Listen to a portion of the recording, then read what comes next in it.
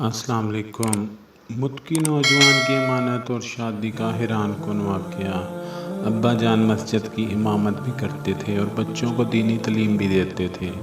عام لوگوں کی تربیت و اصلاح کا بھی کوئی موقع نہ جانے دیتے تھے اور باتوں میں بڑے حکیمانہ انداز میں انہیں قرآن و حدیث سے آگاہ کرتے رہتے۔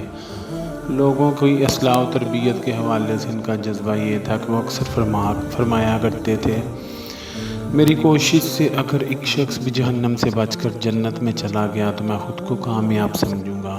میں چھوٹی سی تھی جب والدہ رحلت کر گئی تھی، مرد یا کوئی بھائی بھی نہیں تھا، چنانچہ میں اپنے گھر میں تنہا ہی رہی۔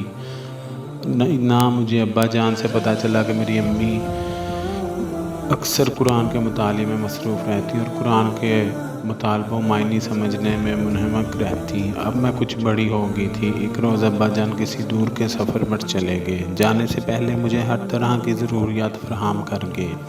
یہ پہلا موقع تھا کہ ابا جان سے میں اتنے دنوں کے لیے جدا ہوئی تھی۔ خدا کر کے وہ لمحہ آیا جب ابا جان کی دروازے پر دستخط محسوس ہوئی۔ اگلے ہی لمحے ابا جان مسکراتے چہرے کے ساتھ گھر میں داخل ہو رہے تھے۔ دن، ہفتے، مہینے اور سال بیتتے چلے گئے۔ ایک روز بڑے مختلف لہجے میں کہنے لگے، بیٹا میں نے تمہارے لیے اللہ تعالیٰ سے ایک صالح ساتھی کی دعا کی تھی۔ جب میں لمبے سفر پر گیا تھا تو مجھے ایک نوجوان ملا تھا۔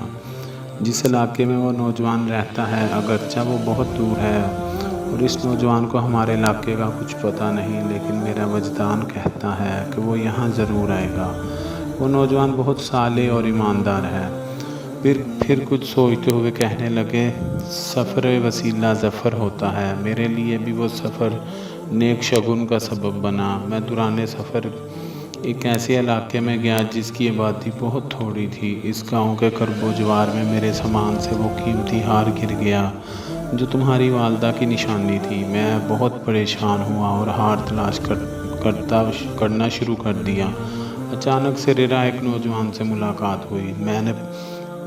اس نے میری پریشانی بانپتے ہوئے پریشانی کی وجہ پوچھی تو میں خاموش رہا، لیکن جب اس کا اصرار بڑھا تو ہار کی کشیدگی کا بتا دیا۔ وہ نوجوان مجھے اپنے گھر لے گیا۔ وہ ایک سادہ سا کچا مکان تھا جس کا دروازہ بھی نہ تھا۔ کھانا کھلانے کے بعد نوجوان ایک برتن لے آیا جس میں تمہاری مرحومہ والدہ کا وہی ہار پڑا تھا میں جس کی تلاش میں تھا۔ نوجوان کے اس طرز عمل نے مجھے بہت ششدر کر دیا۔ میں نے اس سے بڑی محبت سے پوچھا، بیٹا یہ ایک بہت ہی قیمتی ہار ہے، تم اگر مجھے واپس نہ لوٹاتے اور بیچ ڈالتے تو تم یقیناً خوشحال ہو جاتے۔ میری بات سن کر نوجوان کہنے لگا، بزرگان دین، میری غریبی اللہ کے اختیار میں ہے۔ نہ تو دنیا کا مال زیادہ ہونے سے انسان امیر کہلا سکتا ہے اور نہ ہی مال کی کمی کے باعث غریب۔ امارت اور غربت کا اصل معیار نیکی اور تقویٰ ہے۔ میں جانتا ہوں یہ قیمتی ہار ہے، اسے بیچنے سے نہ صرف میری مالی پریشانی ختم ہو سکتی تھی بلکہ میں ایک عرصہ تک بغیر کچھ کمائے اچھی زندگی بسر کر سکتا تھا، لیکن یہ ہار میرا نہیں تھا۔ میں نے اسے اٹھا کر بھی جرم ہی کیا تھا۔ شیطان نے بڑی تعویلیں کی اور اسے قدرت کی طرف سے غیبی مدد قرار دیا، مگر میرا فیصلہ یہی تھا کہ اب چونکہ میں ہار اٹھا چکا ہوں، اب اسے اس کے مالک تک پہنچا کر رہوں گا۔ یہ بیان کرنے کے بعد ابا جان کہنے لگے، میری بیٹی، میں اللہ تعالیٰ سے اس نوجوان کی دعا کرتا ہوں، یہ دعا میری زندگی میں قبول ہو یا بعد میں، تم پر لازم ہوگا اسے پانے کے بعد 2 رکعت نفل ادا کرنا۔ سو اتفاق سے ابا جان اپنی زندگی میں میری خوشیاں نہ دیکھ سکے کیونکہ وہ بیمار پڑے اور بیماری نے ایسی طوالت اختیار کی، بڑے علاج و معالجے کے باوجود صحت یاب نہ ہو سکے۔ میں بڑی دنیا میں تنہا رہ گئی۔ انسانی سہاروں میں ایک ابا جان کا سہارا باقی تھا، وہ بھی نہ رہا۔ انہی دنوں ہماری بستی میں ایک حافظ قرآن آیا۔ مخلوق الحال اس کے لباس عیاں تھی۔ بستی والوں کے پوچھنے پر اس نے بتایا کہ میں روزگار کی تلاش میں ہوں۔ بستی والوں نے کہا، ہمارے ہاں امام اور بچوں کی دینی معلم کی ضرورت ہے، آپ یہ کام سنبھال لیں، ہم آپ کے خدمت گار ہوں گے۔ نوجوان نے بھی ہاں کر دی۔ نوجوان کی پاکیزگی پاکیزہ زندگی اور دیانتداری اور دینی صلاحیتوں نے بستی والوں کے دل مو لیے۔ ابا جان کے بعد مسجد ایک بار پھر نمازیوں سے بڑھنے لگی۔ انہی دنوں بستی کے چند بزرگوں نے سر جوڑ کر مشورہ کیا، پھر نوجوان سے بات کی اور آخر مجھ سے مشورہ کرنے کے لیے آگے۔ ان بزرگان افراد کی رائے یہ تھی کہ حافظ قرآن سے میری شادی کر دی جائے۔ نوجوان بھی رضامندی کا اظہار کر چکا تھا۔ میری آنکھیں بھر آئیں۔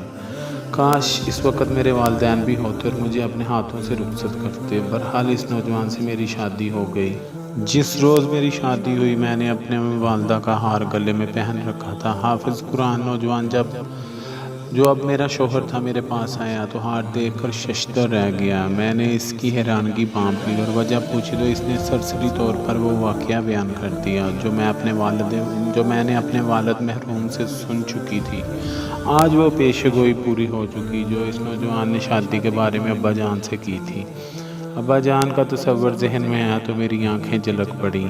اپنے شوہر کے پوچھنے پر میں نے بتایا کہ وہ بزرگ میرے والد مرحوم تھے جن کے سامان سے قیمتی ہار گم ہو گیا تھا اور تمہارے ذریعے نہیں ملا تھا۔ میں نوافل ادا کرنے کے لیے اٹھی تو میرے شوہر نے اظہار تعجب کرتے ہوئے وجہ دریافت کی۔ میں نے ابا جان کی وصیت بتا دی۔ کہنے لگے نوافل کی ادائیگی مجھ پر بھی لازم ہے کہ اللہ تعالیٰ نے مجھے بھی بیک وقت کئی نعمتوں سے نوازا ہے۔